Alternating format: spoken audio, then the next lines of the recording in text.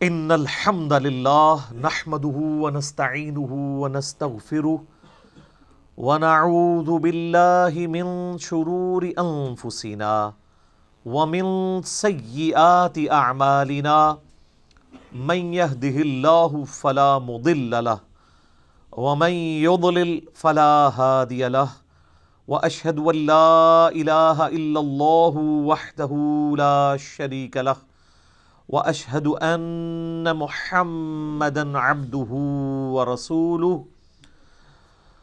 اما بعد فان خير الحديث كتاب الله وخير الهدي هدي محمد صلى الله عليه وآله وسلم وشر الامور محدثاتها وكل محدثة بدعة وكل بدعة ضلالة وكل ضلالة في النار. اعوذ باللہ السمیع العلیم من الشیطان الرجیم من ہمزہ ونفخہ ونفثہ بسم اللہ الرحمن الرحیم رب اشرح لی صدری ویسر لی امری واحلل عقدۃ من لسانی یفقہوا قولی بسم اللہ الرحمن الرحیم ان اللہ وملائکتہ یصلون علی النبی یا ایہا الذین آمنوا صلوا علیہ وسلموا تسلیما اللہم صل علی محمد وعلی آل محمد کما صلیت علی ابراہیم وعلی آل ابراہیم انک حمید مجید اللہم بارک علی محمد وعلی آل محمد کما بارکت علی ابراہیم وعلی آل ابراہیم انک حمید مجید اللہم ربنا آتنا فی الدنیا حسنہ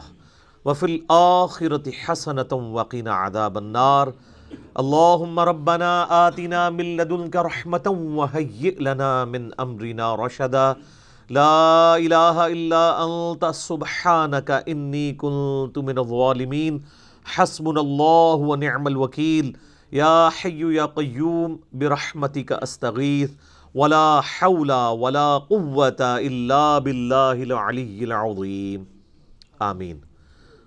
الحمدللہ آج 12 جنوری 2020 کو سنڈے کے دن قرآن کلاس نمبر 12 میں 12 نمبر میں ہم سورۃ البقرہ کی آیت نمبر 36 سے آنورڈ سٹارٹ لیں گے. پچھلی دفعہ ہم نے قرآن حکیم کی آیات کا وہ پورشن ڈسکس کیا تھا جس میں اللہ تعالیٰ نے فرشتوں کو حکم دیا کہ آدم علیہ السلام کو سجدہ کیا جائے. سب کے سب سجدے میں گر پڑے سوائے ایک جن کے جس کا نام تفسیر طبری میں ہمیں عزازیل ملتا ہے. اہل سنت کے ہاں معتبر تفسیر ہے, شروع میں لکھی گئی عزت والا, لیکن بعد میں ذلت اس کا مقدر ہوئی. ابلیس بن گیا, وہ شیطان بن گیا, اس نے انکار کیا اور وہ متکبرین میں شامل ہوا. اس کے بعد حضرت آدم علیہ السلام اور سیدہ حوا کو اللہ تعالیٰ نے جنت میں بسایا. اب اس میں اختلاف ہے کہ یہ جنت وہی والی جنت ہے جو الٹیمیٹلی ہمیں ملنی ہے, یا یہ پروٹوٹائپ کوئی جنت تھی جس میں اللہ تعالیٰ نے کسی باغ میں انہیں بسایا ٹیسٹ کرنے کے لیے, اور انہیں حکم دیا کہ یہاں پر تم رہو, لیکن ایک چیز کا خیال رکھنا کہ یہ جو فلاں درخت ہے اس کے قریب بھی مت جانا ورنہ تم ظالموں میں شمار کیے جاؤ گے. اسی کانٹیکسٹ میں آیت نمبر 36 سے گفتگو آگے چل رہی ہے. اعوذ باللہ من الشیطان الرجیم بسم اللہ الرحمن الرحیم فَأَزَلَّهُمَ الشَّيْطَانُ, تو شیطان نے ان دونوں کو پھسلا دیا, یعنی راہ حق سے ہٹا دیا, عنہا, اس سے, فَأَخْرَجَهُمَا مِمَّا كَانَ فِيهِ, اور ان دونوں کو نکلوا دیا اس جنت میں سے جس میں وہ رہ رہے تھے. اب اللہ تعالیٰ نے یہاں پہ تثنیہ کا صیغہ استعمال کیا, یعنی ان دونوں. کرسچینٹی کے اندر یہ چیز مشہور کر دی گئی کہ یہ سیدہ حوا تھی جنہوں نے سیدنا آدم علیہ السلام کو بہکایا, نعوذ باللہ. اور یہی چیز جو ہے وہ ہم مسلمانوں کے ہاں بھی پائی جاتی ہے کہ جی وہ حضرت آدم علیہ السلام کو بھی عورت نے نکلوایا تھا. کرسچینٹی تو پھر بہت آگے چلی گئی، انہوں نے تو ایول لفظ جو ہے نا یعنی برائی، اس کو جو ڈیڈکٹ کیا ہے ایو سے. اما حوا کو انگلش میں کہتے ہیں ایو، EVE، اور وہ کہتے ہیں ایکسس آف ایول جو ہے وہ عورت ہے. آج یہ لوگ عورتوں کے حقوق کی بات کرتے ہیں. انہوں نے تو یعنی اپنا جو لفظ ہے ایول، برائی، اس کو ڈیڈکٹ کیا ہے سیدہ حوا کے نام سے، جبکہ اسلام کہتا ہے کہ یہ سب کچھ ٹیمپرڈ فارم میں کرسچینٹی کے اندر چیزیں آئی ہیں. اللہ تعالیٰ نے ان دونوں کی غلطیوں کا ذکر اکٹھا کیا ہے کہ ان دونوں کو شیطان نے بہکایا، ان دونوں کی غلطی تھی کہ وہ شیطان کے پیچھے لگے، یہ کسی ایک کی غلطی نہیں تھی کہ وہ کھاتے میں ڈال دی جائے. وَقُلْ اهْبِطُوا بَعْضُكُمْ لِبَعْضٍ عَدُوٌّ، تو ہم نے فرمایا اب اتر جاؤ، تم سب ایک دوسرے کے دشمن ہوگے، تم میں سے بعض کے. یعنی حکم تو ان دونوں کو ہوا اترنے کا، لیکن اللہ تعالیٰ تو ظاہر اپنے ڈیوائن علم سے دیکھ رہا تھا ان دونوں سے ہی میں کثیر تعداد میں مرد و عورت زمین پہ بساؤں گا، تو گویا کہ پوری انسانیت کو زمین پہ اتار دیا. وَلَكُمْ فِي الْأَرْضِ مُسْتَقَرٌّ وَمَتَاعٌ إِلَىٰ حِينٍ، اور زمین میں تمہارا ٹھکانہ ہوگا کچھ عرصے کے لیے، اور وہاں سے جو تم نے نفع حاصل کرنا ہے وہ کر لو. یعنی اللہ تعالیٰ ریسورسز بھی پرووائڈ کرے گا، لیکن دنیا کی زندگی تمہاری عارضی زندگی ہوگی، الٹیمیٹلی تمہیں لوٹ کے ہمارے پاس آنا ہے. اب جو حضرت آدم علیہ السلام نے غلطی کی اس کا ذکر آ رہا ہے کہ اس غلطی کی توبہ کیسے قبول ہوئی. فَتَلَقَّى آدَمُ مِن رَبِّهِ كَلِمَاتٍ فَتَابَ عَلَيْهِ، تو آدم علیہ السلام نے اپنے رب سے چند کلمات سیکھ لیے جس کے سبب انہوں نے اللہ کی طرف توبہ کی، رجوع لے کر آئے، تو اللہ نے ان کی توبہ قبول کر لی. اِنَّهُ هُوَ التَّوَّابُ الرَّحِيمُ، بے شک وہ توبہ قبول کرنے والا ہے اور رحم فرمانے والا ہے. اچھا، اللہ بھی توبہ کرنے والا ہے اور انسان بھی توبہ کرنے والا ہے. توبہ کا مطلب ہوتا ہے رجوع لانا. انسان جب گناہوں کے بعد اللہ کی طرف رجوع لے آئے تو یہ توبہ کہلاتی ہے. اور جب انسان رجوع لے آئے اس کے بعد اللہ تعالیٰ بھی بندے کے اوپر شفقت فرمائے، یعنی اللہ تعالیٰ بھی اپنے اس جلال کے بعد بندے پر رحم فرمائے، تو اللہ بھی رجوع لا رہا ہوتا ہے. بخاری اور مسلم دونوں میں حدیث موجود ہے. نبی علیہ السلام نے فرمایا کہ جو بھی گنہگار بندہ سچے دل کے ساتھ اللہ کی طرف توبہ کرتا ہے تو اللہ تعالیٰ کو اس کے توبہ کرنے پہ اتنی خوشی ہوتی ہے جس کو آپ علیہ السلام نے ایک مثال سے بیان فرمایا. یہ حدیث بخاری میں بھی ہے اور مسلم میں بھی، کہ تم میں سے کوئی شخص اگر ریگستان کے سفر پر روانہ ہو اور اس کا سارا ساز و سامان اس کے اونٹ پہ لدا ہو، وہ کسی جگہ تھوڑی دیر کے لیے آرام کرے اور اس کا اونٹ وہاں سے غائب ہو جائے جب اس کی آنکھ لگے. اب اس کو سامنے اپنی موت نظر آئے، کیونکہ اونٹ کے اوپر ہی سامان لدا ہے، پانی بھی، کھانے پینے کا بھی. اونٹ نہیں ملتا تو آپ کو پتہ ہے کئی ہفتوں کا سفر ریگستان میں بغیر پانی کے تو نہیں کیا جا سکتا. اب وہ اپنی موت کا انتظار کرنا شروع کر دے، اسی دوران اچانک جب اس کی آنکھ لگے، آنکھ کھلتے ہی اس کا اونٹ اس کے سامنے آ جائے تو اسے کتنی خوشی ہوگی. اس سے زیادہ خوشی اللہ تعالیٰ کو ہوتی ہے جب کوئی شخص گناہ کر کے اللہ کی طرف سچے دل سے توبہ کر لے. اور مسلم شریف میں آگے الفاظ ہیں کہ وہ اتنا خوش ہو کہ اس کی زبان لڑکھڑا جائے، من شدت الفرح، اور وہ خوشی کے باعث اس کی زبان سے یہ نکل جائے، اے اللہ تو میرا بندہ میں تیرا رب. حالانکہ وہ کہنا یہ چاہ رہا ہو کہ اے اللہ میں تیرا بندہ تو میرا رب، یعنی اس کی زبان بھی لڑکھڑا جائے، اتنی اس پہ شدت خوشی کی طاری ہو. اس سے زیادہ خوشی اللہ تعالیٰ کو اس شخص پر ہوتی ہے جو اللہ کی طرف رجوع لے آئے. جامعہ ترمذی میں حدیث ہے کہ موت کے غرغرے سے پہلے توبہ قبول ہے، اس کے بعد کبھی توبہ قبول نہیں ہے. اسی لیے آپ دیکھیں کہ فرعون نے جب توبہ کی، قرآن حکیم میں آتا ہے جب وہ ڈوبنے لگا تو اس نے کہا کہ میں بنی اسرائیل کے رب پہ، موسیٰ اور ہارون کے رب پہ ایمان لایا، تو اللہ تعالیٰ نے کیا فرمایا تھا؟ الآن، اب لے کے آیا توبہ، کوئی فائدہ نہیں ہے. تو نزع کے عالم سے پہلے جو توبہ کر لے گا اس کی توبہ ایکسیپٹیبل ہے، ادروائز کوئی توبہ نہیں ہے. تو اللہ تعالیٰ تو مائل بکرم ہے. بخاری اور مسلم دونوں میں حدیث ہے کہ اللہ تعالیٰ نے مخلوقات کی پیدائش سے پہلے اپنے پاس عرش پہ یہ عبارت لکھ لی تھی کہ میری رحمت میرے غضب پہ بھاری رہے گی.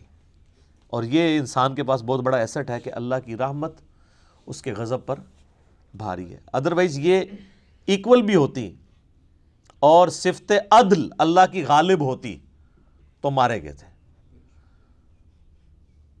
عدل کریں تے تھر تھر کمن اچیاں شانہ والے، فضل کریں تے بخشے جاون میں ورگے منہ کالے. واقعی اگر عدل پہ بات آ جائے تو کوئی نہیں. اور یہ قرآن حکیم میں کئی جگہ یہ مضمون آیا ہے. سورہ فاطر کے اینڈ پہ بھی آپ چلے جائیں، اللہ تعالیٰ فرماتا ہے کہ اگر اللہ تعالیٰ لوگوں کو ان کے گناہوں پہ پکڑنا شروع کر دیتا تو کوئی بھی مخلوق زندہ نہ رہتی روئے ارض کے اوپر. اگر یعنی اللہ تعالیٰ پکڑ شروع فرما دیتا تو یہ اللہ تعالیٰ ڈھیل دیتا ہے انسان کو کہ انسان اللہ کی طرف پلٹ آئے. بخاری اور مسلم دونوں میں حدیث ہے، نبی علیہ السلام نے فرمایا کہ حدیث قدسی ہے کہ جب میرا بندہ میری طرف ایک بالشت آتا ہے میں ایک ہاتھ اس کی طرف بڑھتا ہوں، وہ ایک ہاتھ بڑھتا ہے میں 2 ہاتھ اس کی طرف بڑھتا ہوں، ٹھیک ہے، 10 ہاتھ بڑھتا ہوں، وہ چل کے آتا ہے میں اس کی طرف دوڑ کے آتا ہوں. اور پھر آپ علیہ السلام فرمایا کہ اللہ تعالیٰ فرماتا ہے کہ میرا بندہ مجھے دل میں یاد کرے میں اسے دل میں یاد کرتا ہوں، وہ کسی مجلس میں یاد کرے میں اسے بہتر مجلس میں یاد کرتا ہوں. اور یہ حدیث اس بات کا ثبوت ہے کہ اللہ تبارک و تعالی انسان سے بڑھ کر اس پر رجوع فرمانے والا ہے. یعنی انسان ایک قدم بڑھتا ہے تو اللہ تعالیٰ 10 قدم اس کی طرف آتا ہے، بشرطے کہ وہ صدق دل سے اللہ کی طرف لوٹ آئے. یا ایھا الذین آمنوا توبوا الی اللہ توبۃ نصوحا، اے ایمان والو اللہ کی طرف ایسی توبہ کرو جو آگے کو نصیحت ہو جائے. یہ جو خالی خلی توبہ ہے نا یا استغفار کی تسبیح پھیرنا، یہ اللہ تعالیٰ کو جو ہے وہ محبوب نہیں ہے جب تک کہ اندر سے انسان سچائی کے ساتھ اللہ کی طرف لوٹ رہا ہے. پورے قرآن حکیم میں کوئی ایک آیت بھی ایسی نہیں ہے جس میں اللہ تعالیٰ نے یہ فرمایا ہو کہ جتنی مرضی بغاوت کر لو اور اس کے بعد باغی رہو تو میں تمہیں معاف کر دوں گا. ہمیشہ یہ ٹاپک آیا ہے کہ جو کوئی بغاوت کرتے ہیں اس کے بعد فوراً توبہ کر لیں اور پھر اپنی اصلاح بھی کر لیں، صرف توبہ نہیں، پھر اللہ تعالیٰ ان کو معاف کر دے گا. وہ تو پھر سورہ الفرقان کی آیت نمبر 70 میں ہے کہ اگر شرک سے بھی توبہ کر لے گا تو ہم اس کے گناہوں کو بھی نیکیوں سے بدل دیں گے. لیکن یہ جو آج کل دھوکہ دیا جا رہا ہے نا اللہ کی رحمت سے، اس میں میرا یوٹیوب پہ ایک کلپ بھی ہے، اللہ کی رحمت سے دھوکہ. اور لوگ کہتے ہیں اللہ تعالیٰ بڑا معاف فرمانے والا ہے. کس کو معاف فرمانے والا ہے؟ اس کو جو رجوع لے آئے. بغاوت کرنے والے کے لیے وہ ڈٹا رہے، اس کے لیے کوئی توبہ نہیں، اور رجوع لانے کے بعد اپنی اصلاح بھی کرے، اپنے آپ کو سدھار بھی لے. اچھا یہاں پہ جو الفاظ ہے فَتَلَقَّى آدَمُ مِن رَبِّهِ كَلِمَاتٍ فَتَابَ عَلَيْهِ، کہ آدم علیہ السلام نے چند کلمات اللہ تعالیٰ سے سیکھ لیے جس کی وجہ سے اللہ نے ان کی توبہ قبول کی. سورۃ البقرہ میں یہ کلمات نہیں آئے. اس کی وجہ یہ ہے کہ قصہ آدم اور ابلیس اس سے پہلے 6 مختلف جگہوں پر بیان ہو چکا ہے، لیکن مصحف کی ترتیب میں وہ جگہیں بعد میں آئیں گی. لیکن قرآن کے نزول کے اعتبار سے چونکہ یہ چیز ہو چکی ہوئی تھی، یہ تو مدنی صورت ہے، نبی علیہ السلام کے اعلان بعثت کی آلموسٹ سمجھ لے 15 سال کے بعد نازل ہوئی ہے، اور اس سے پہلے 2/3 مکی قرآن نازل ہو چکا تھا. اس میں وہ پوری ڈیٹیل موجود ہے سورۃ الاعراف کے اندر کہ وہ کلمات کیا تھے.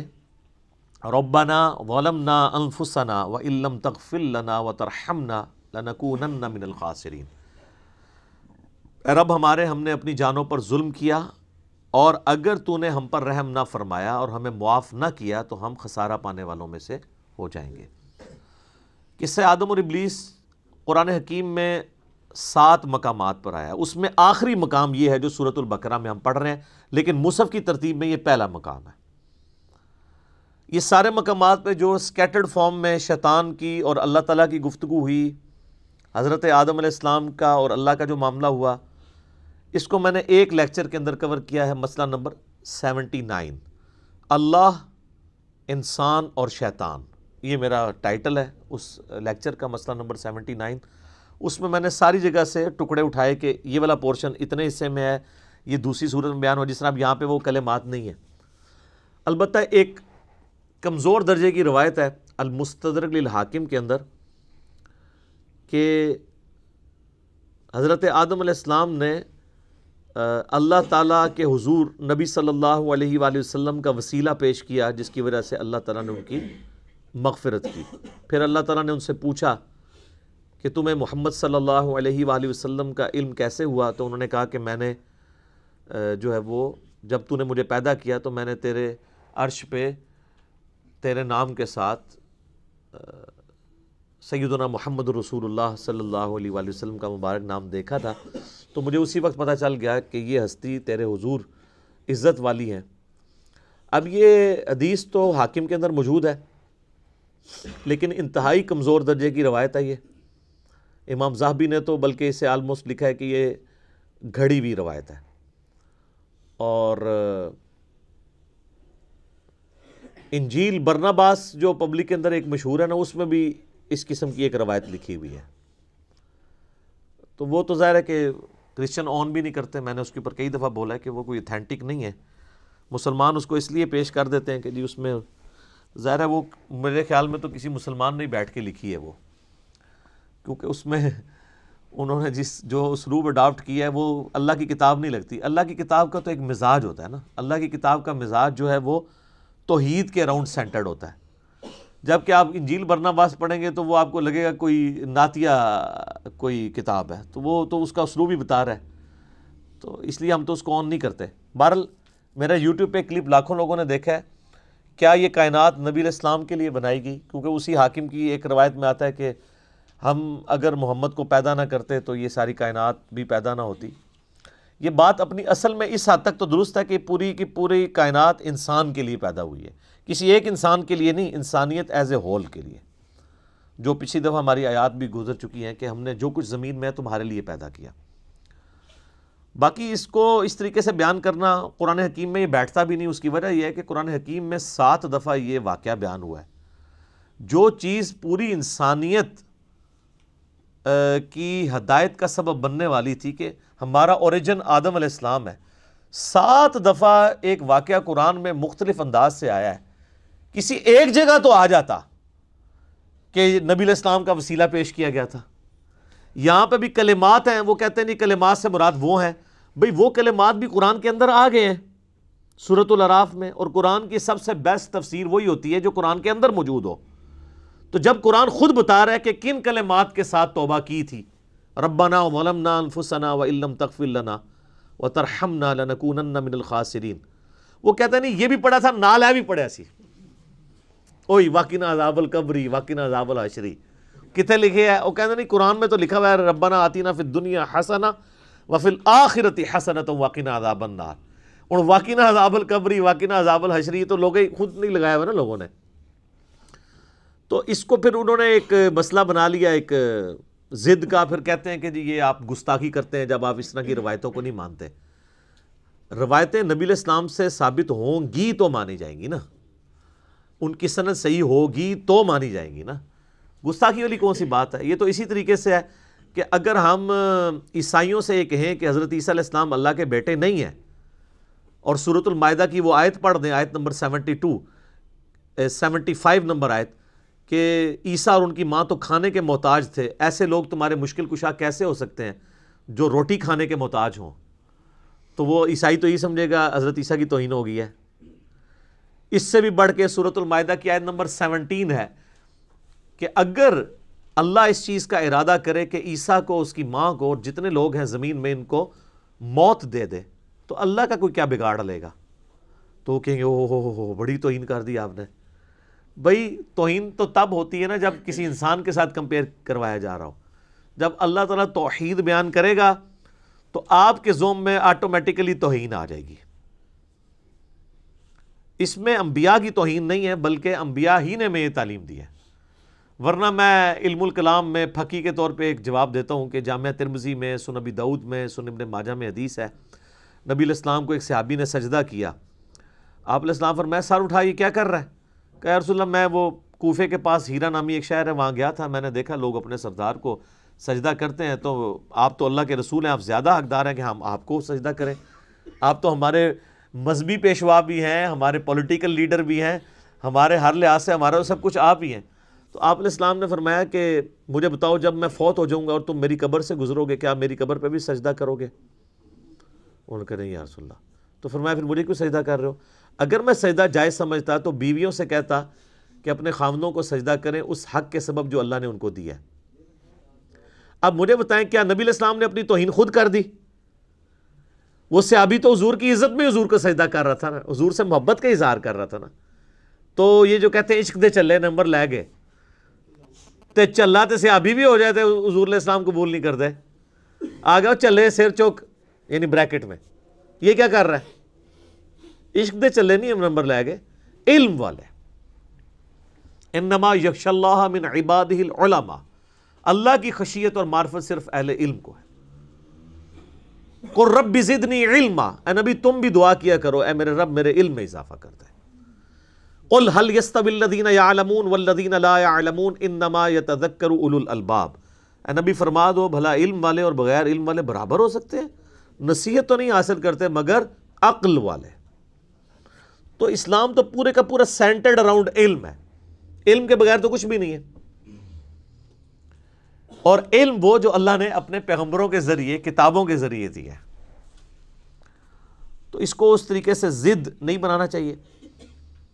اب کتابوں کا ذکر ساتھ ہی آ گیا، قُلْ نَهْبِطُوا مِنْهَا جَمِيعًا، ہم نے حکم دیا کہ اب تم سب کے سب زمین پر اتر جاؤ، فَإِمَّا يَأْتِيَنَّكُم مِّنِّي هُدًى، پھر جب کبھی بھی میری طرف سے تمہارے پاس کوئی ہدایت کی چیز آئے گی یعنی کتاب، فَمَن تَبِعَ هُدَايَا فَلَا خَوْفٌ عَلَيْهِمْ وَلَا هُمْ يَحْزَنُونَ، تو جو کوئی اس کتاب کی پیروی کرے گا تو وہ قیامت والے دن نہ اسے کوئی خوف ہوگا نہ اسے کوئی غم ہوگا۔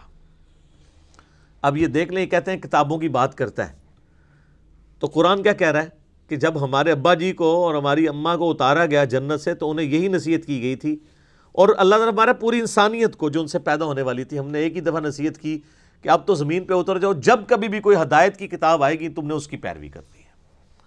ٹھیک ہے، مرنے سے پہلے اے مسلمان کر لے اس پہ غور، کتابوں کا خدا اور ہے بابوں کا خدا اور۔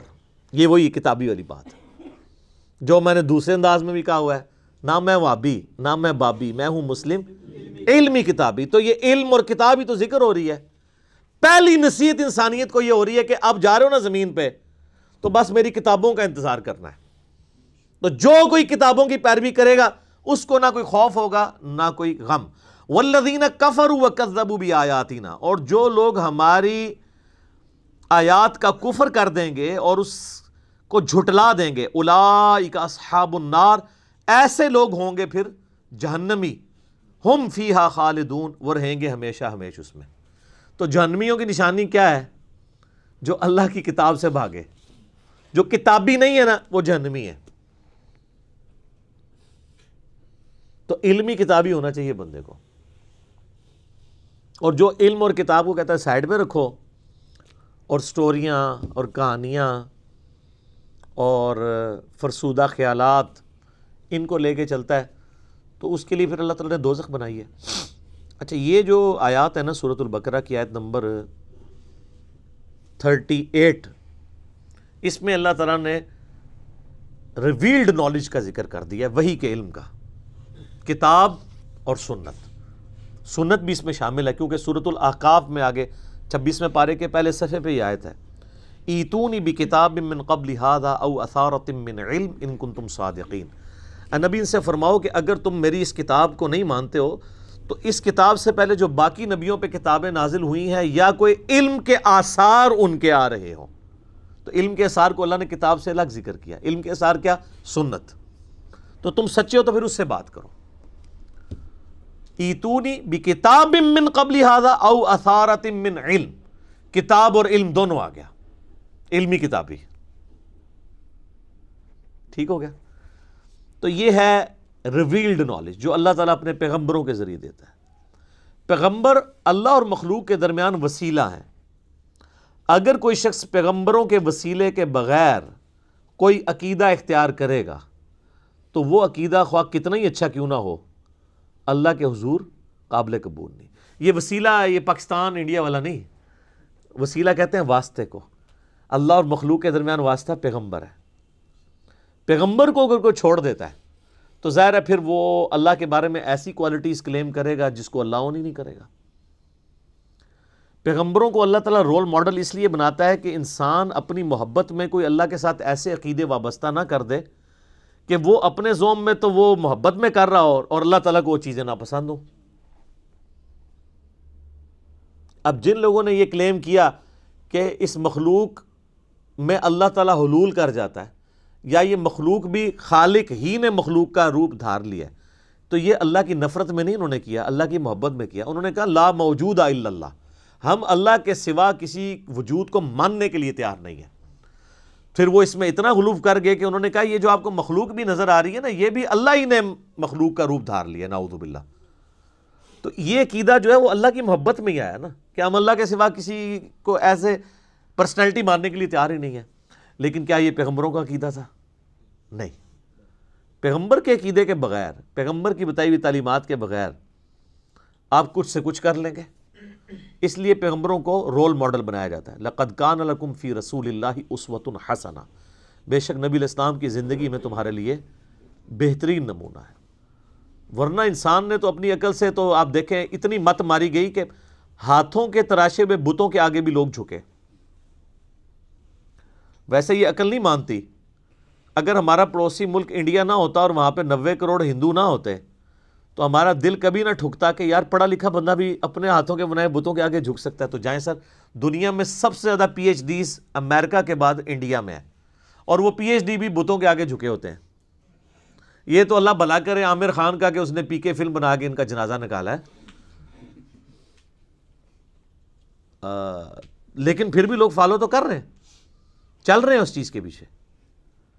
تو یہ آپ کے سامنے ثبوت ہے کہ اس ماڈرن دور میں بھی پڑھے لکھے لوگ ہونے کے باوجود اپنے ہاتھوں کے تراشے ہوئے بتوں کو پوجتے ہیں. اچھا، وہ بت جب پرانے ہو جاتے ہیں نا تو وہ بتوں کو ٹرالیوں کے اوپر لوڈ کر کے باقاعدہ پلوں پہ لے کے جاتے ہیں، اوپر سے نیچے پھینکتے ہیں دریاؤں کے اندر، ٹھیک ہے.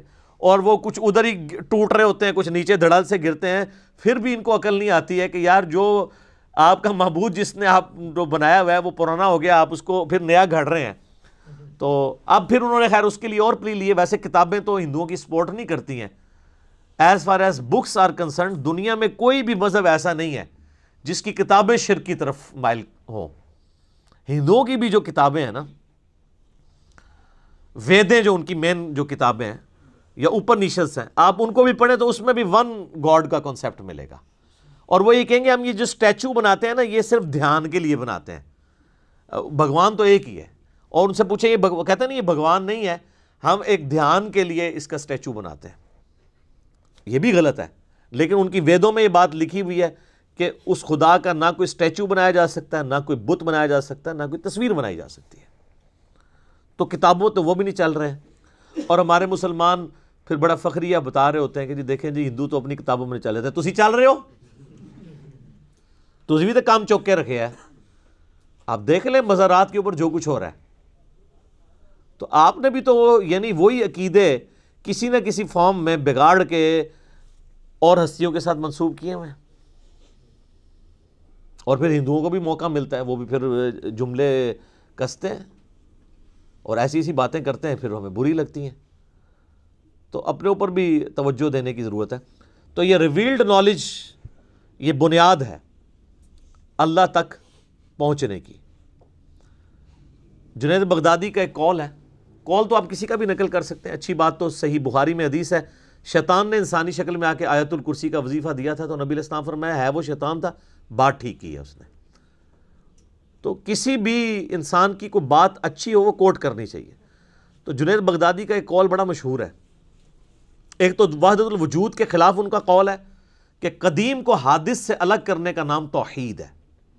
پورے کے پورے وحدت الوجود کو انہوں نے پیسیفک اوشن میں پھینک دیا یہ بات کہہ کے کہ توحید ہے ہی ہے کہ قدیم کو حادث سے الگ کرنا ہے.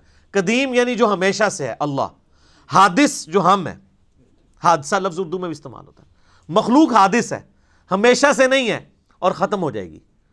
اور اللہ قدیم ہے، ہمیشہ سے ہے، ہمیشہ رہے گا. تو کہتے ہیں قدیم اور حادث کو الگ کرنے کا نام توحید ہے. تو وحدت الوجود تو ختم ہو گیا. وحدت الوجود تو کہتا ہے کہ جی قدیم اور حادث ایک ہی ہے. اور دوسرا جنید بغدادی کا ایک قول بہت زبردست ہے، وہ فرماتے ہیں کہ حواس کی تکمیل عقل سے ہوتی ہے، یعنی جو ہمارے حواس خمسہ ہیں نا، ان کے اوپر جو سمجھ لیں سپرویژن کر رہی ہے چیز وہ ہماری عقل ہے. اگر یہ عقل نہ ہو تو یہ حواس خمسہ ہمارے کام ہی نہ کریں. آپ دیکھ لیں کئی پاگل لوگ ہیں، مطلب وہ کس طرح عجیب و غریب حرکتیں کرتے ہیں چونکہ عقل نہیں کام کر رہی ہوتی. عقل کو استعمال اگر کوئی شخص کر لے تو وہ اپنے ان حواس کو کنٹرول کر سکتا ہے. تو ان حواس کی تکمیل عقل سے ہوتی ہے، اور عقل کی تکمیل وحی سے ہوتی ہے، کیونکہ عقل تو صرف فزیکل فینامنا آف نیچر کے علم کے ساتھ ڈیل کرتا ہے، جو فزیکل ورلڈ ہے. The knowledge obtained through observations and experiments, science کا علم. سائنس فرشتوں کو ڈیٹیکٹ نہیں کر سکتی، عذاب قبر نہیں ڈیٹیکٹ کر سکتی، جنت نہیں دیکھ سکتی، جہنم نہیں دیکھ سکتی، اس لیے کہ وہ اس فزیکل ورلڈ کی چیزیں نہیں ہیں. اللہ نے لمیٹیشن کر دی ہے. جس طرح ہمارے کانوں کی لمیٹیشن ہے، ایک خاص فریکوینسی سے اوپر بھی آواز ہم نہیں سن سکتے، اس سے نیچے بھی نہیں سن سکتے. ہمارے سونگنے کی حص جو ہے وہ بہت کم ہے، کتے کی بہت زیادہ ہے. اس لیے آپ کو کتے نظر آتے ہیں ایئرپورٹس کے اوپر سمگلنگ والے لوگوں کو پکڑنے کے لیے. وہ ایسی چیزیں سونگ لیتے ہیں جو ہم نہیں سونگ سکتے. ہاتھیوں کی حساب دیکھ لیں، 40 کلومیٹر دور وہ زمین پہ پاؤں مار کے دوسرے ہاتھی کے ساتھ کمیونیکیشن کر لیتے ہیں. 40 کلومیٹر کوئی ولی نہیں کر سکتا، ہاتھی کر لیتے ہیں. چڑیا دیکھیں اڑ لیتی ہے، کوئی بزرگ نہیں اڑ سکتا ہے تو کوئی اڑ کے دسے. چڑیوں تو ہم روزانہ اڑتے ہوئے دیکھتے ہیں. اور آپ دیکھیں کہ انسانوں کے بنائے ہوئے ڈرونز یا جہازوں کو اڑنے کے لیے، لینڈ کرنے کے لیے رن وے چاہیے، اور چڑیا کو آپ دیکھیں کوئی رن وے نہیں چاہیے. ادھر سے اس تار سے اڑے گی اور ڈائریکٹ دوسرے تار پہ اترے گی، کوئی اس کو بھاگنا نہیں پڑتا، کوئی اس کو پلین جگہ نہیں چاہیے. کتنی پروفیشن کے ساتھ مخلوقات اللہ نے بنائی ہیں. تو یہ فزیکل ورلڈ کے ساتھ جو علم تعلق رکھتا ہے یہ سائنس کا علم ہے. سائنس کا علم بھی ڈیفینیٹ ہے، جو اسٹیبلش سائنس ہو ہم اس کو مانتے ہیں. مثلا پٹرول آگ کو بھڑکا دیتا ہے، پانی آگ کو ٹھنڈا کر دیتا ہے، سورج مشرق سے نکلتا ہے مغرب میں غروب ہوتا ہے. یہ فزیکل ورلڈ سے تعلق رکھتی چیزیں. یہ تو حضرت ابراہیم علیہ السلام نے سورۃ البقرہ میں اللہ تعالیٰ کے ایک ہونے پہ دلیل دی تھی نمرود کو کہ میرا رب وہ ہے جو مشرق سے سورج نکالتا ہے. تو اگر رب بننے کا دعویٰ کر رہا ہے نا تو مغرب سے نکال کے بتا. تو ہکا بکا رہ گیا تھا. فزیکل ورلڈ کی چیزیں بھی اللہ ہی کا علم ہے، کیونکہ کتابیں اللہ کا قول ہیں اور یہ کائنات اللہ کا فعل ہے. قول اور فعل میں تضاد نہیں ہو سکتا. ٹھیک ہے، تو وہ جو علم ہے نا، جو ایکوائرڈ نالج ہے سائنس کا علم، اس کا ذکر بھی اسی رکوع کے اندر سٹارٹ میں آ گیا تھا. کون سا؟ وَعَلَّمَ آدَمَ الْأَسْمَاءَ كُلَّهَا. آدم علیہ السلام کو ہم نے ہر چیز کا نام سکھا دیا تھا. پوٹینشلی اللہ تعالیٰ نے عقل ڈال دی تھی انسان کے دماغ میں. پوٹینشلی اگر میں آپ سے پوچھوں یہ آم کی گٹھلی کے اندر درخت ہے، تو اگر آپ تھوڑے عقل مند ہوئے تو آپ کہیں گے ہاں درخت ہے، اور اگر زیادہ عقل مند ہوئے تو آپ کہیں گے کروڑوں درخت ہیں اس کے اندر. کیونکہ جب اسے بوئیں گے ہزاروں آم لگیں گے. ہر آم کے اندر ایک گٹھلی ہوگی، وہ ہر 1000 جو ہے 1000 اور درخت. تو یہ تو ایک چین ریئیکشن شروع ہو جاتا ہے. تو یہ گٹھلی جو آپ کو بظاہر نظر آ رہی ہے یا بیج نظر آ رہا ہے، آم کی گٹھلی اس کا بیج ہی ہوتی ہے. اس کے اندر پورا پوٹینشیل، وہ ڈیٹا موجود ہے. انسانی عقل میں بھی اللہ نے وہ ڈیٹا ڈالا تھا جو صدیوں کے ساتھ گزرنے کے ساتھ ساتھ آہستہ آہستہ، جس طرح آم کا درخت 8 سال میں ایک پورا پیڑ بنتا ہے نا، اسی ایک گٹھلی میں سے انسانی عقل بھی 10,000 سال کی اس تاریخ میں کرتے کرتے آپ دیکھیں کس عروج پہ پہنچ چکی ہے کہ عقلیں دنگ ہیں کہ انسان نے کیا کر لیا. بلکہ آج سے 100 سال پہلے کا انسان اگر زندہ ہو جائے تو وہ تو پاگل ہو جائے، اور آج کے ہر بندے کوئی بزرگ ماننے کے لیے تیار ہو جائے. ٹھیک ہے، یہ دیکھیں نا، ہم نے CCTV کیمرہ لگایا ہوئے ہیں. کوئی بندہ نیچے بھی دور بھی ہو تو میں اس کے کپڑوں کا رنگ بھی بتا سکتا ہوں اور اس کا سارا کچھ بتا سکتا ہوں. تو یہ پرانے زمانے میں اگر کیمرے ہوں، کسی کو پتہ نہ ہو، تو میں یہ بھی بتا سکتا ہوں کہ 15 دن پہلے کتنے بجے یہاں سے کوئی گزرا تھا کیمرے سے. کہیں گے یہ بزرگ دیکھو کتنے پہنچے نے. تو یہ سارا فزیکل ورلڈ سے تعلق رکھتا ہے علم. اس علم نے بھی کتنی ترقی کر لی ہے. تو اس چوتھے رکوع کے اندر اللہ تعالیٰ نے 2 علوم کا ذکر کیا ہے. سٹارٹ میں ذکر کیا ہے علم الاسماء کا، اور جس کے اوپر آج کل وہ جناب ناموں کا علم اور پتہ نہیں وہ نام بھی وہ حساب لگا کے رکھتے ہیں اور پتہ نہیں کیا کچھ کرتے ہیں، وہ یہ چیز نہیں تھی، پوٹینشلی عقل کی بات ہوئی، اور اینڈ پہ جا کے علم وحی کا ذکر آیا کہ علم وحی کو لے کے چلنا ہے۔ بس یہی دو علوم ہیں جن کو قرآن مانتا ہے۔ اور 10 کمانڈمنٹس جو آئیں گی نا سورہ بنی اسرائیل کی آیت نمبر 36 میں 9th کمانڈ ہے، وَلَا تَقْفُ مَا لَيْسَ لَكَ بِهِ عِلْم، اے انسان کسی چیز کی پیروی اس وقت تک مت کرنا جب تک کہ اس کے بارے میں تمہیں علم نہ آ جائے۔ إِنَّ السَّمْعَ وَالْبَصَرَ وَالْفُؤَادَ كُلُّ أُولَٰئِكَ كَانَ عَنْهُ مَسْئُولًا، بے شک کان، آنکھیں اور عقل اس کے بارے میں تم سے پوچھا جائے گا تم نے اس کو استعمال کیوں نہیں کیا۔ تو اللہ تعالیٰ نے یہ چیز پوچھنی ہے مرنے سے پہلے، اے مسلمان کر لے اس پہ غور، کتابوں کا خدا اور ہے بابوں کا خدا اور، یہ اللہ نے پوچھنی ہے بات کہ تو نے مرنے سے پہلے علم حاصل کیا تھا، یا تیرا ماننا یہی تھا کہ کالی بلی رستہ کاٹ دے تو نحوست ہے، گھر کی منڈیر پہ کوا بیٹھے تو مہمان آنے کی دلیل ہے، جوتی پہ جوتی چڑھ جائے تو سفر لکھا ہوا ہے، یہ تو مانتا تھا۔ اور گائے نے ایک سینگ کے اوپر زمین اٹھائی ہوئی ہے، دوسرے پہ اٹھاتی ہے تو زلزلہ آ جاتا ہے، ہسدے پہ نثارے تہاڈا بھی ذکر ہے، اور اے بزرگاں نے جناب وہ سمندر روکے ہے تے فلانے بزرگ نے جڑا انڈیا دے بم پھاڑ لے سن پل دے ہوتے، اے بھی ہے نا سرکار، ہوں تو نئے ورژن بھی دے ہیں نا اویلیبل۔ باقی چیزوں پہ ہم خوش ہوتے ہیں، ہندو کہندے نے، تسی بھی جو کچھ کہندے ہو نا ہندو بھی ہسدے نے تہاڈے ہوتے، آپ بھی تو کہتے ہیں نا فلاں بزرگ نے جو ہے سمندر روک لیا ہے۔ یہ لادہ بات ہے کہ وہ بزرگ جب زندہ ہوتے ہیں ان کا پیشاب بند ہوتا ہے تو وہ آغا خانی لے کے جانا پڑتا ہے انہیں، یہ لادہ بات ہے کہ اپنا پیشاب، اور اگر پیشاب رک رہا نہ ہو تو وہ پیشاب روک بھی نہیں کوئی سکتا۔ دماغ سے آپ دیکھیں کئی لوگوں کے وہ سگنل ایسے جنریٹ ہوتے ہیں، ہارمونس ڈسٹرب ہو جائیں تو آپ اپنا پیشاب پہ خود کنٹرول ہی نہیں رہتا۔ آپ لوگ بیمار ہوتے ہیں، آپ کو اٹھا کے مزاروں پہ لے جاتے ہیں، اور مزاروں والے جب بیمار ہوتے ہیں انہیں اٹھا کے ہاسپٹل لے جاتے ہیں، اور ہاسپٹل بھی وہ DHQ میں نہیں لے کے جاتے، شفا میں لے کے جاتے ہیں یا آغا خان میں۔ تو اپنے بارے میں وہ بہت سینسٹیو ہے۔ تو یہ دو علوم ہیں، ریویلڈ نالج اور ایکوائرڈ نالج، جن کو اسلام مانتا ہے، اسی کے اوپر ساری بنیاد ہے۔ اب میرے بھائیوں مسلسل 9 رکوع اگلے، سابقہ امت مسلمہ بنی اسرائیل، ان پہ اللہ تعالیٰ نے فرد جرم عائد کی ہے۔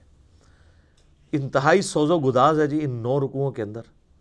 اللہ تعالیٰ نے ایک قوم سے اتنا پیار کیا، 3 کتابیں ان میں بھیجیں، تورات، زبور، انجیل، سینکڑوں صحائف بھیجے، ہزاروں پیغمبر بھیجے، لیکن جب انہوں نے انبیاء کی تعلیمات سے روگردانی کی تو اللہ کے عذاب کا کوڑا ان پہ پڑا۔ اللہ نے ان کی ہزاروں سال کی جو مسند تھی ان سے لے کے نئی امت اس کی جگہ کھڑی کی، امت محمدیہ صلی اللہ علیہ وآلہ وسلم، اور اس کے سمبل کے طور پہ تحویل قبلہ بھی کر دی، بیت المقدس سے قبلہ چینج کر کے خانہ کعبہ کر دیا۔ اس کے اندر اللہ کی طرف سے پیغام ہے، اور مصحف میں اس کا شروع میں ہونے میں اشارہ ہے کہ مسلمان کسی زوم میں نہ رہیں کہ وہ بڑی لاڈلی امت ہے۔ تم سے پہلے بھی لاڈلی امتیں گزری ہیں، لیکن جب وہ نبیوں کی تعلیمات کو، کتابوں کو پس پش ڈال دیتی ہیں تو پھر اللہ تعالیٰ کے عذاب کا کوڑا ان پہ برستا ہے، تم پہ بھی برسے گا۔ اور آپ دیکھیں گے اللہ تعالیٰ ان کی کئی ایک غلطیاں اس میں گنوائے گا، اور ہر غلطی کے گنوانے کے بعد ایک یونیورسل ٹروتھ آئے گا۔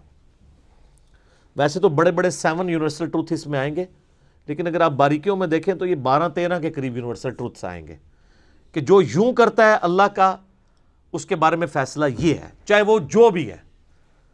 یہ نہیں ہے کہ عام بندے نے ٹریفک سگنل توڑا ہے تو اس پہ سزا ہوگی، اور ٹریفک والا جو خود پولیس کا آفیسر ہے وہ توڑے گا تو اسے سزا نہیں دی جائے گی۔ نہیں، اللہ تعالیٰ نے ایک ہی رول رکھا ہوا ہے، جسے فٹ اسے گفٹ۔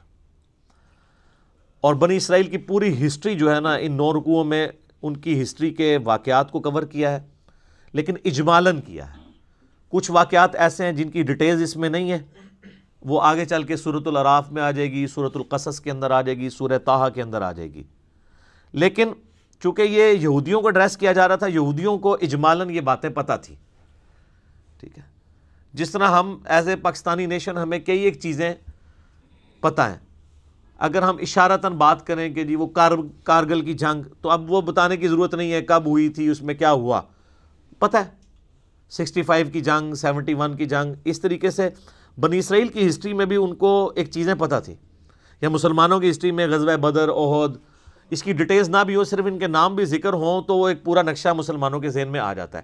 چونکہ یہودیوں کو ایڈریس کیا جا رہا تھا پلس عیسائیوں کو بھی، چونکہ دونوں بنی اسرائیل تھے، سابقہ امت مسلمہ تھی، اس لیے اشارت ان کے واقعات کا ذکر کیا کہ بھی تم نے یہ کیا، یہ کیا، یہ کیا، اس کے اگینسٹ پھر ہمیں یہ کرنا پڑا.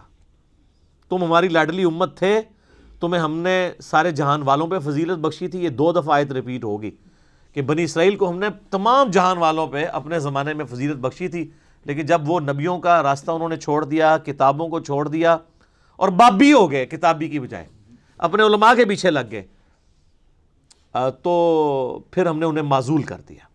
اور صرف معزول نہیں کیا، ضربت علیہم الذلہ والمسکنہ، ہم نے ان پہ ذلت، مسکنت اور اللہ کی طرف سے غضب ان کے پر مسلط ہو گیا. بنی اسرائیل کون ہے؟ اسرائیل ہبرو لینگویج میں، عبرانی زبان میں کہتے ہیں اللہ کا بندہ. یہ ایل کا لفظ جو ہے نا اللہ کے لیے استعمال ہوتا ہے. اسرائیل، جبرائیل، میکائیل، اسرافیل، اور توڑا یار عزازیل، شیطان کا نام عزازیل ہے، وہ بھی اللہ کا بندہ ہی سی، عزت والا.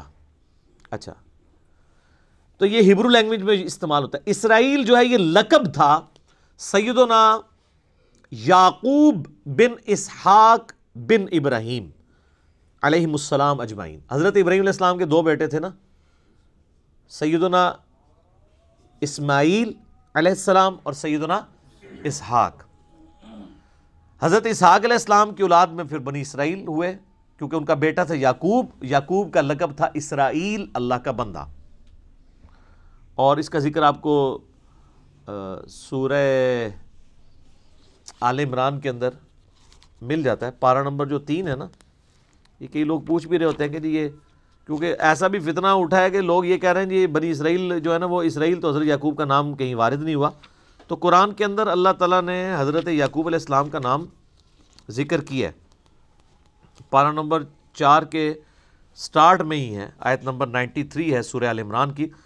کل الطعام کان حلا لبنی اسرائیل الا ما حرم اسرائیل. ہر طرح کا حلال کھانا جو تھا وہ، یعنی جو اچھا جو صاف کھانا ہے وہ بنی اسرائیل کے لیے حلال ہی تھا پہلے، سوائے اس کے کہ جو اسرائیل نے اپنے اوپر خود حرام کر دیا تھا علی نفسی. یعنی اسرائیل کون؟ یعنی کسی انڈیویجول کا ذکر ہو رہا ہے، حضرت یعقوب علیہ السلام. پوری انسانیت کو پتہ ہے کہ ان کا یہ لقب تھا. اچھا، یعقوب علیہ السلام کے پھر 12 بیٹے تھے. ہر بیٹے سے آگے جو نسل چلی وہ ان کی وہ بنو اسرائیل یا بنی اسرائیل، یعنی یہ بنو یا بنی کا لفظ استعمال ہوتا ہے اولاد کے لیے، بیٹوں کے لیے. تو 12 بیٹے اور وہ آگے 12 قبیلے ان کے چلے، وہ سارے بنی اسرائیل کہلاتے ہیں. یہ بنی اسرائیل جو تھے مدینہ شریف میں آباد تھے یہودی. تو ظاہر ہے کہ وہ اللہ تعالیٰ تو ان سے یہ ایکسپیکٹ کر رہا تھا کہ تمہاری کتابوں میں نبی علیہ السلام کی پروفیسیز موجود ہیں، تو تمہیں تو سب سے پہلے ہی قرآن و حدیث کو مان لینا چاہیے. جو ہمارا گلہ شکوہ ہمارے علماء کے ساتھ بھی رہتا ہے کہ یار علماء تو قرآن و حدیث کے نام پہ اپنی عزتیں ویل کر رہے ہیں. اب جب ہم علماء کو بتاتے ہیں قرآن حدیث میں یہ لکھا ہوا ہے، تو وہ آگے سے ہمیں جو ہے وہ لتوں پہ آ جاندے نے. ایسا تو نہیں ہونا چاہیے. لیکن یہ کچھ دنیاوی ٹیچر نہیں کرتے، یعنی دنیاوی کوئی میتھمیٹیشین ہے، میتھمیٹکس کا ٹیچر ہے، وہ اپنے اسٹوڈنٹس کو اگر کوئی کتاب ریکمینڈ کرتا ہے نا، اور وہ خود کوئی فارمولہ غلط لکھ دیتا ہے اور اس کا اسٹوڈنٹ کہتا ہے سر یہ آپ کتاب میں تو یہ نہیں لکھا ہوا، تو وہ سوری کہہ کے فوراً مٹا کے صحیح کر لیتا ہے. لیکن مولوی نہ بھول جاؤ کہ انہوں تسی کہو کہ سر بخاری مسلم میں تو نماز کا طریقہ یہ لکھا ہوا ہے، قرآن میں تو لکھا ہے ایاک نستعین، اور آپ تو بابوں کو پکارتے ہیں. تو کہ ہاں جی بڑی مہربانی آپ نے ہمیں بتا دیا. ایجے کوئی اس طرح سے من دسنا حالے تک تو نہیں دریافت ہوا امت. تو یہ دنیاوی ٹیچرز کا ہی حوصلہ ہے کہ وہ اپنی غلطی کتابوں کی بنیاد پہ مان لیتے ہیں، علماء نہیں مانتے. تو یہ علماء کیسے مانے؟ ان کے جو بزرگ علماء تھے، یعنی علماء یہود، ہاں کیٹیگری تو وہی ہے نا سر، یہ یعنی علماء ایک کیٹیگری تو ہے نا، جیسے ڈاکٹری کی فیلڈ ایک کیٹیگرائزیشن میں تو آپ کہیں گے نا میڈیکل کی فیلڈ ہے، چاہے وہ ڈاکٹر اب مسلمان ہے کافر ہے تو ایک چیز کو تو مان رہا ہے نا، ایک اس طریقے سے انجینئر ایک اس لائن کو تو لے کے چل رہا ہے، اس طرح علماء کی بھی ایک لائن ہے۔ علماء یہود ان کے اندر وہی خرابیاں تھیں جو آج ہمارے علماء کے اندر پائی جاتی ہیں، اور اس میں آپ دیکھیں گے کہ اللہ تعالیٰ کا غصہ سب سے زیادہ ہے ہی علماء کے اوپر ہے، بنی اسرائیل کے، کہ یہ لوگوں کو ورگلا رہے ہیں۔ یہ آپ کو گفتگو کے اسلوب سے پتہ چل جائے گا کہ اللہ تعالیٰ فرماتا ہے کہ بھئی تم سب سے پہلے کافر بن گئے ہو، تمہاری کتابوں میں تو نبی علیہ السلام کی پروفیسیز موجود تھی کہ پیغمبر آخر الزمان صلی اللہ علیہ وآلہ وسلم نے آنا ہے، بجائے اس کے کہ تم اس کو قبول کرتے تم الٹا سب سے پہلے دشمن اس نبی کے بن گئے ہو اور لوگوں کو بھی دین پہ آنے سے روک رہے ہو۔ تم سے تو میں یہ ایکسپیکٹ نہیں تھا، تم تو ماننے والے تھے۔ جس طرح اہل حدیث سے کہتے ہیں یار تم تو بخاری مسلم کی بات کرتے تھے، آج اگر آل امیہ کے خلاف ہم بخاری مسلم سے حدیثیں لے کے آئے ہیں تو تم نے ائمہ شیعہ کیوں شروع کر دی ہے؟ دیکھ لینا ہے نا وہ چیز، تو یہاں آپ کو وہ چیز نظر آئے گی۔ یا بنی اسرائیل، اے اسرائیل علیہ السلام، یعقوب علیہ السلام کی اولاد، اے ان کے بچوں، اے اولاد یعقوب، اذکروا نعمتی التی انعمت علیکم، یہ میں نے چونکہ وقف کیا تھا اس لیے اذکروا اسے پڑھا ہے، ورنہ ساتھ ملاتا تو اسرائیل اذکروا پڑھا جاتا۔ اس نعمت کو یاد کرو جو ہم نے تم پہ کی تھی۔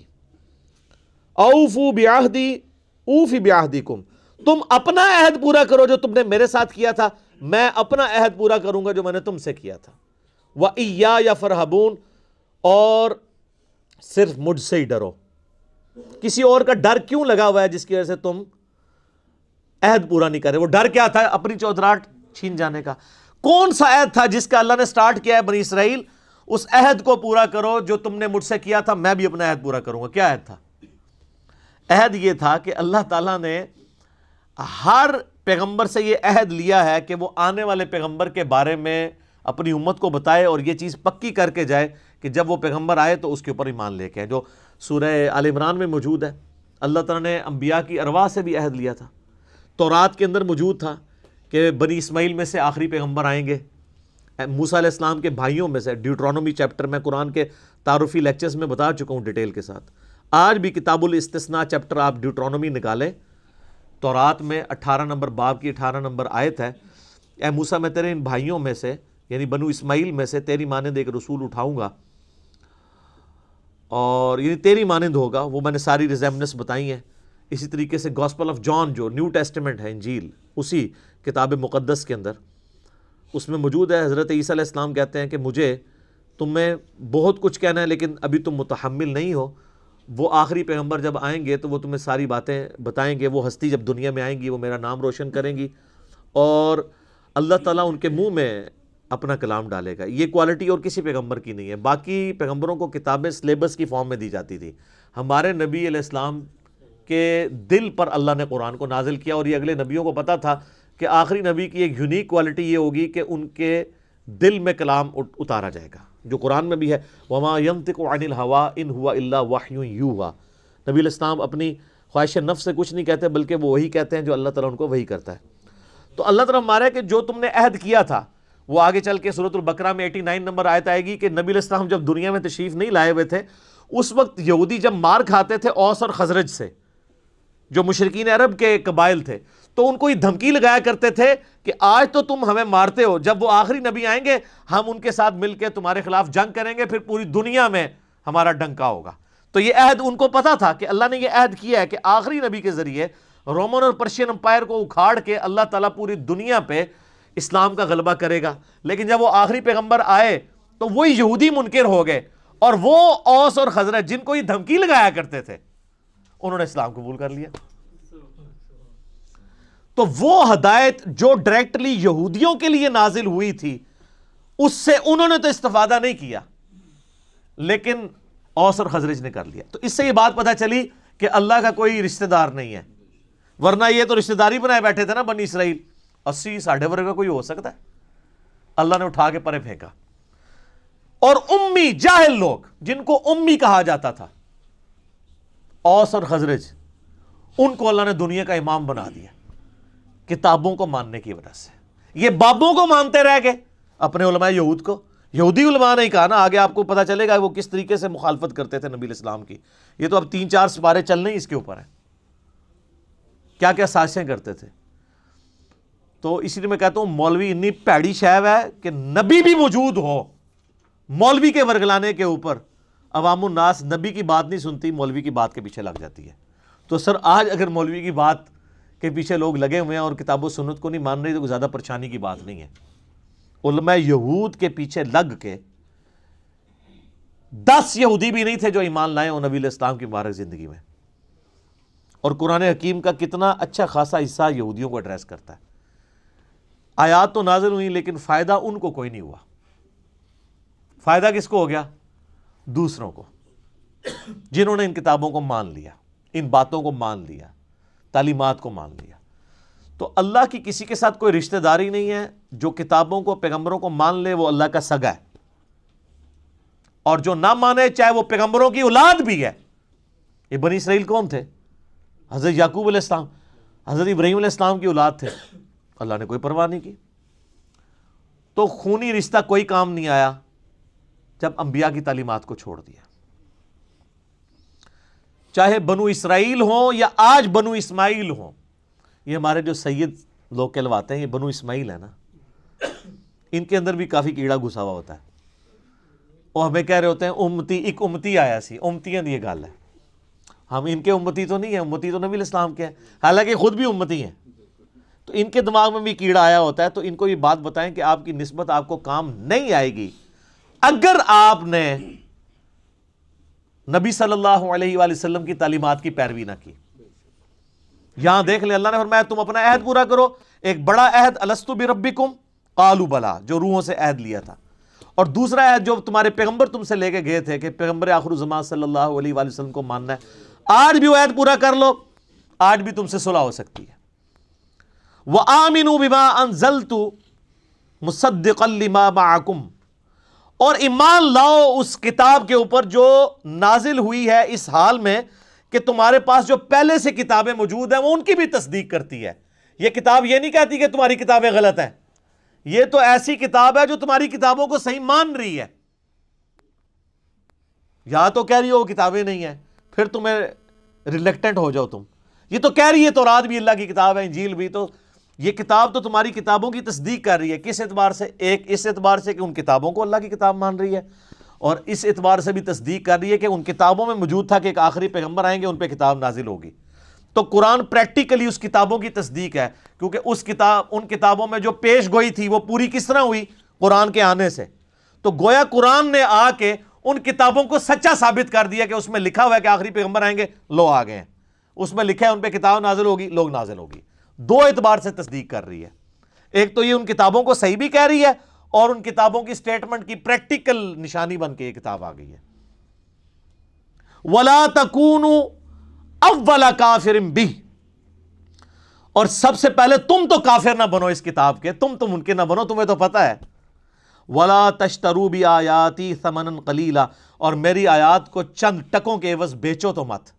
دنیا کے نفع کی خاطر تم پیغمبر کا انکار کر رہے ہو، تمہاری چودراہٹ ختم، ظاہر ہے وہ نذرانے لے رہے تھے، ان کی ساری چیزیں وابستہ تھیں، جب نبی کے آگے جھک جاتے تو سب سٹیٹس ختم۔